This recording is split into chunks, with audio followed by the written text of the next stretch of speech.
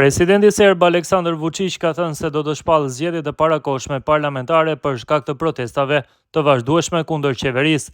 Trazirat filluan në nëntor 2024 pas shembjes së çatisë në një stacion kurudor në Novi Sad, i cili vrau 16 persona.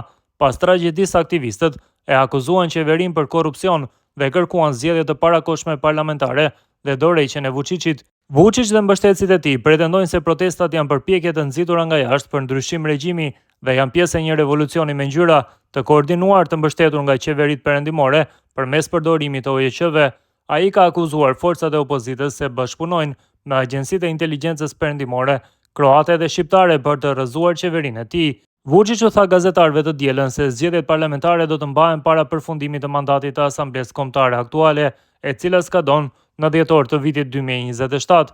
Institucionet kompetente në vendin tonë do të marrin vendime në përputhje me Kushtetutën dhe ligjin, por në lidhje me kërkesat e protestuesve për të mbajtur zgjedhjet e parakohshme, ato do të mbahen përpara afatit, tha ai, duke shtuar se data e saktë do të vendoset më vonë. Në komentet e mëvonshme, Vučić përmendi një mandat 6 mujor, të cilin disa media serbe interpretuan si një aludim se zgjedhjet e parakohshme mund të zhvillohen që vitin e ardhshëm. Njoftimi i Vučićit pasoi disa ditë demonstratash të ripërtërira që shënuan për vjetorin e parë të tragjedisë së Novi Sadit. Mbështetësit dhe kundërshtarët e partisë në pushtet, SNS, të drejtuar nga Vučić, u përleshën në Beograd të dielën, pavarësisht përpjekjeve të policisë për t'i ndarë ata. Mediat serbe raportuan se u hodhën shishe dhe fishek zjarre me dhjetra të arrestuar.